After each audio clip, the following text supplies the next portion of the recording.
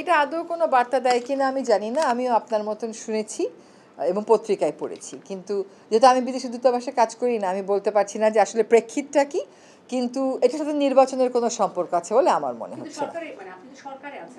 জি না, সরকারের কোন মন্ত্রণালয়ের সিদ্ধান্ত, এটা সব মন্ত্রণালয় তো, পানি সম্পদ মন্ত্রণালয় তো সিদ্ধান্ত নেবে না যে কোন মন্ত্রীর ঘরে কোন ছবি থাকবে। তো এটা আমি বলতে পারবো না। আর কোনো লিখিত কোনো কাগজ যদি মানে সরকারি পর্যায়ে সকল মহলের সিদ্ধান্ত হইলে ওটা তখন লিখিত থাকতো। তো এটা হয়তো কোনো, যেটা আমি আপনার মতন পত্রিকায় পড়েছি না বলতে পারছি না, বাট এটার সাথে নির্বাচনের যে কোনো সম্পর্ক নাই, সেটা একটা কমন সেন্স। না, সরকার সকল উপদেষ্টা পরিষদ এরকম তো উপদেষ্টা পরিষদের বৈঠক তো হয়নি, আর আদৌ এরকম কোনো মৌখিক নির্দেশ দিয়েছে কিনা, আদৌ সরানো হচ্ছে কিনা, সেগুলো তো জানি না।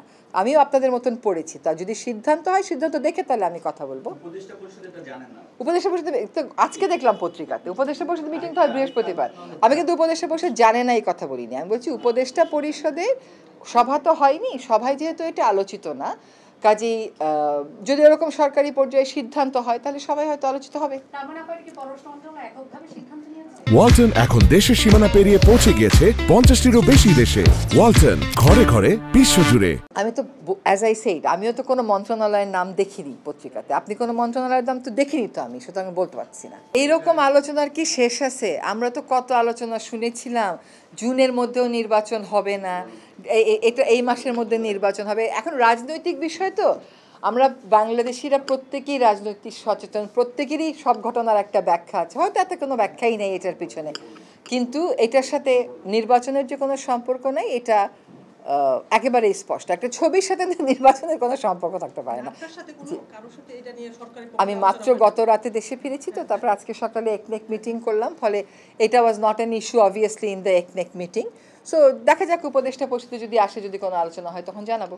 সরকারের প্ল্যান তো সরকার প্রধান উপদেষ্টা মহোদয় নিজে ক্লিয়ার করেছেন। এরপরে বিভিন্ন রাজনৈতিক দলের তাদের নিজস্ব হিসাব নিকাশ আছে, তাদের নিজস্ব রাজনীতি আছে।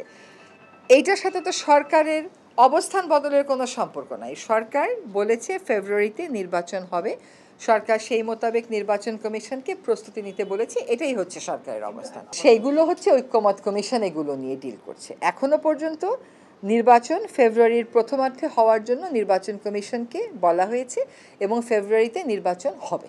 না, ঐক্যমত কমিশন তো বলেনি যে তার সিদ্ধান্ত সবাইকে মানতে হবে, সেটা দেখিয়ে দিচ্ছে যে কোন কোন সিদ্ধান্ত ঐক্যমত হচ্ছে, কোন কোন সিদ্ধান্তে ধরেন 1/3 রাজনৈতিক দল একদিকে, 2/3 একদিকে, বা 2/3 একদিকে, 1/3 আরেকদিকে, এরকম তো বলা হচ্ছে। ঐক্যমত কমিশনের সিদ্ধান্ত যেখানে ঐক্যমত নাই, সেখানে এর মধ্যে আবার ঐক্যমত হয়ে যাবে কিনা সেগুলো তো আমরা বলতে পারি না। সরকার না এই যদি এগুলা নিয়ে চিন্তা করতেছে না, সরকার একটা সিদ্ধান্ত দিয়েছে চিন্তা করে, একদম সবার সাথে কথা বলে, রাজনৈতিক দলগুলোর সাথে কথা বলেছে, উপদেষ্টা পরিষদে কথা হয়েছে। সরকার আগে থেকেই বলে দিয়েছিল যে আমরা ডিসেম্বর থেকে জুনের মধ্যে দেব, সেই মোতাবেক সরকার ফেব্রুয়ারি বলেছে, এটা ফেব্রুয়ারিতে। তারপরে যার যার রাজনৈতিক অবস্থান থেকে শেষে কথা বলছে। শোনেন, তারা যখন আপনি রাজনীতি করেন, রাজনীতির মাঠে আপনার তো প্রতিপক্ষ থাকে, আপনার প্রতিপক্ষ আপনাকে কি নামে ডাকলো সেটাই কি আপনার আসল নাম হয়ে যায়? এনসিপির নাম এনসিপি, এটাকে কিংস পার্টি হিসেবে কে স্বীকৃতি দিচ্ছে? তার রাজনৈতিক প্রতিপক্ষ তাকে হয়তো কিংস পার্টি ডাকছে, কিন্তু আমাদের এখানে আমরা যারা উপদেষ্টা পরিষদে আছি তাদের সাথে এই পার্টির আসলে কোনো রকমেরই কোনো সম্পর্ক নেই। কখনো কখনো আমরা শুনি যে আমরা বড় রাজনৈতিক একটা দলের কথা শুনেই সব করে ফেলতেছি, আবার শুনি আমরা কিংস পার্টির কথা শুনেই সব করে ফেলতেছি, আবার শুনি আমরা ইসলামী পার্টির কথা শুনেই সব কিছু করে ফেলতেছি। যে যার রাজনৈতিক অবস্থান থেকেই কথা বলে, কিন্তু সরকার সরকারের মতন আলাপ আলোচনা করেই সিদ্ধান্ত নেয়।